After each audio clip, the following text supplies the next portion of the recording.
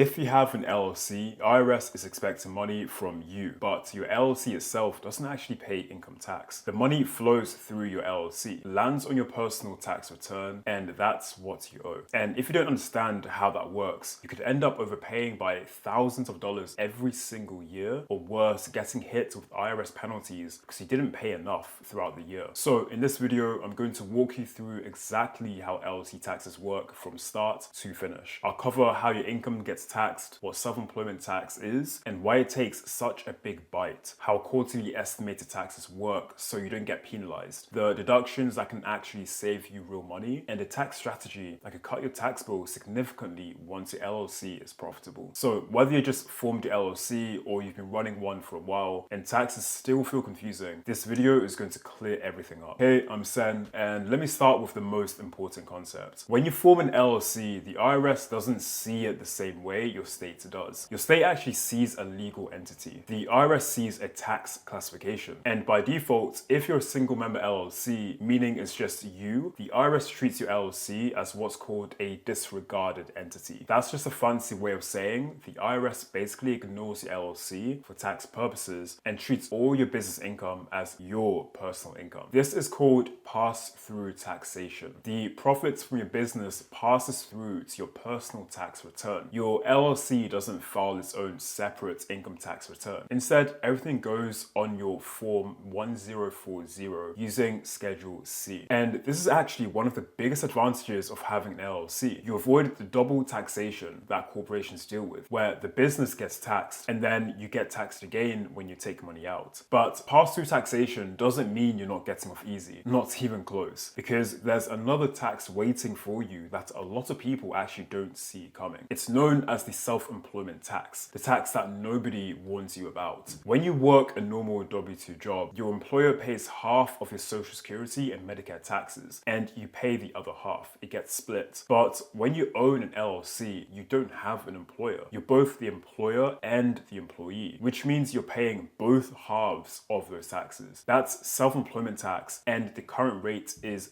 15.3% of your net earning. That breaks down to 12.4% for Social Security and 2.9% for Medicare. Now, there is a small break here. You only pay self-employment tax on 92.35% of your net income, not the actual full amount. And the Social Security portion caps out once your income hits around $176,100 for 2025 and $184,500 for 2026. After that, you only pay the Medicare portion. But here's the part that catches a lot of people off guard. If you're earning above $200,000 as a single filer or $250,000 married filing jointly, you'll also get hit with an additional 0.9% Medicare surtax on top of everything. So the taxes can add up fast. Now, let me put this into real numbers so it actually makes sense. Say your LLC makes $80,000 in profit after your expenses. Your self-employment tax alone would be roughly $11,300. That's before you even get to income tax. Now, the one piece of good news is that you can deduct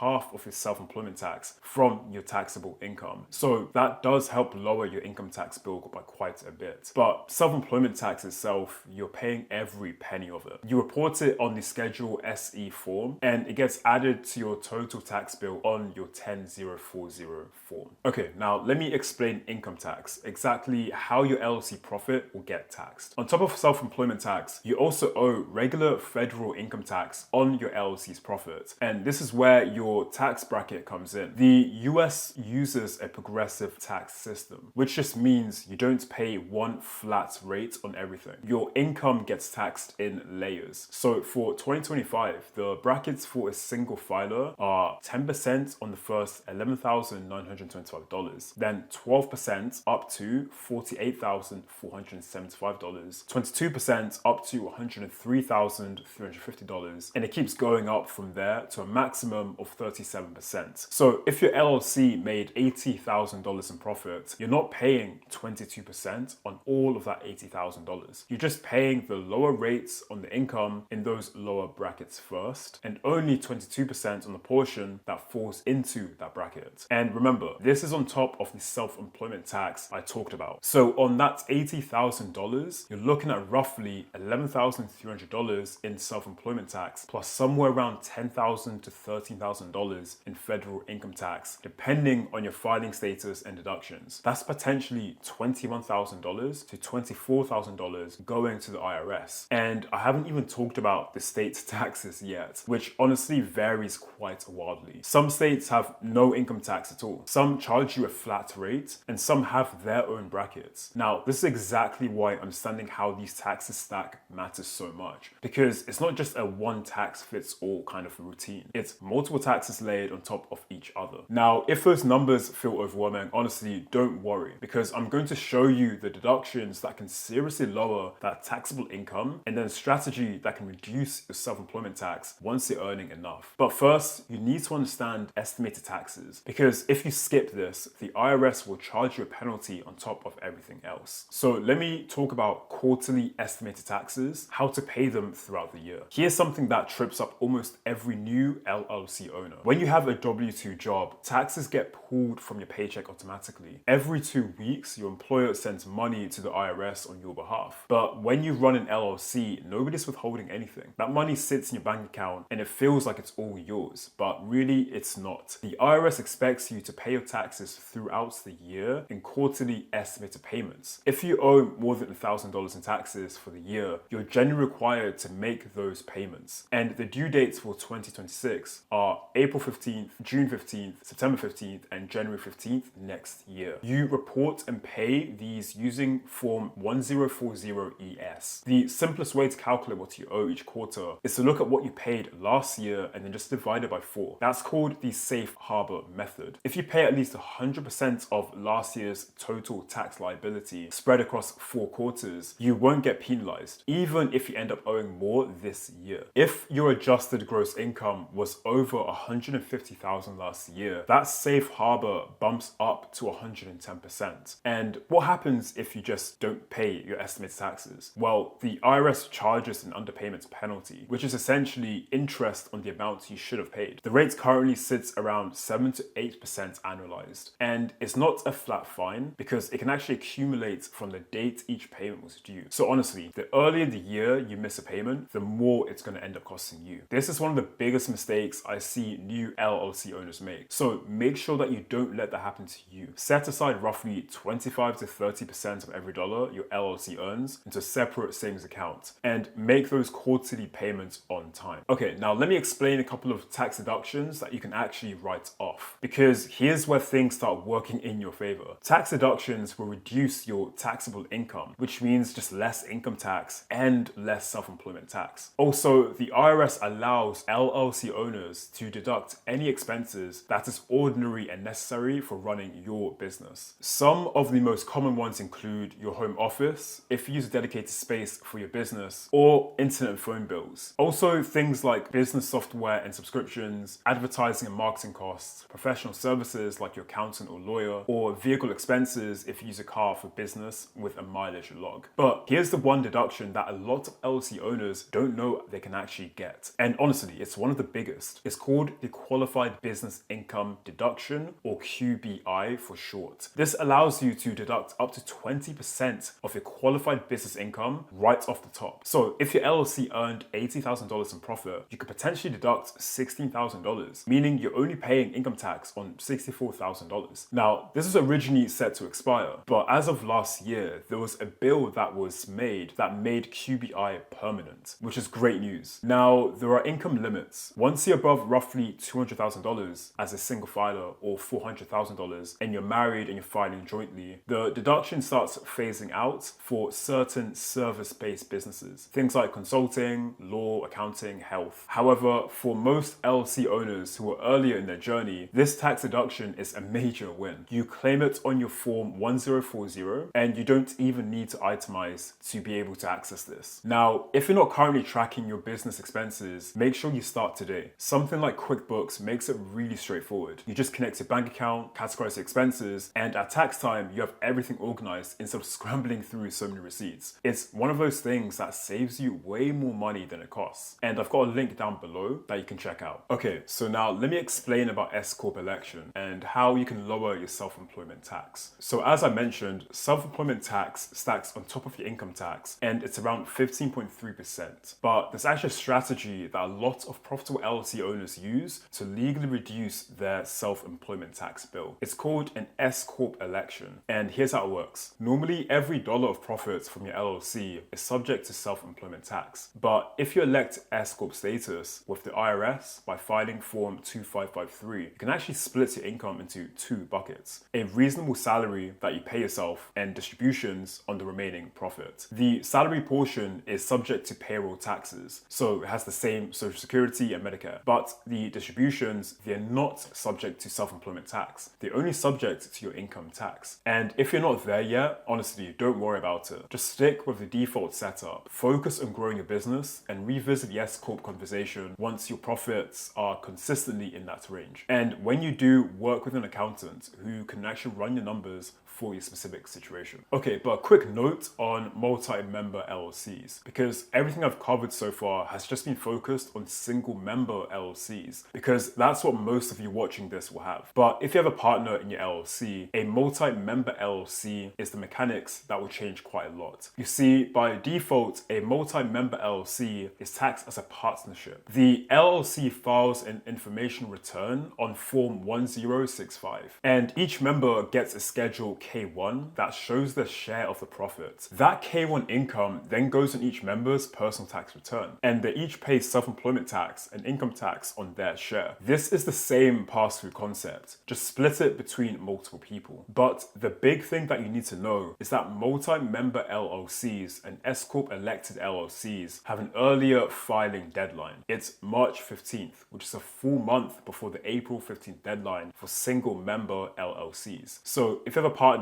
mark that date, because missing it means a penalty of $220 per partner per month the return is late. Okay, now let me recap everything and put it all together, because I know that's a lot of information for you to go through. Your LLC earns revenue. You subtract your business expenses to get to net profit. That net profit passes through to your personal tax return, and then you owe self-employment tax of 15.3% on that profit reported on your schedule self-employment. You owe federal income tax on that profit based on your tax bracket that you reported on your 1040 form. And you may qualify for the QBI deduction, which takes 20% off the top of your taxes before your income tax is calculated. You can also deduct half your self-employment tax from your taxable income. And you need to pay all of this throughout the year in quarterly estimated payments to avoid any penalties. Once your profit is consistently above $50,000 to $60,000, the S Corp election becomes worth exploring to reduce self-employment tax. And throughout all of this, you should be tracking every single business expense, because deductions directly lower what you owe. Now, if you found this helpful, make sure to like and subscribe to the channel, because we put out new videos every week to help you start and grow your business the right way. And if you want to make tax time way less painful, check out QuickBooks using the link in the description below, because it will keep your income and expenses organized all throughout the year, so you're not panicking when deadline hits. We do get a small referral fee from all of our links below at no extra cost to you, and it helps us keep creating free videos exactly like this. So thanks a lot in advance.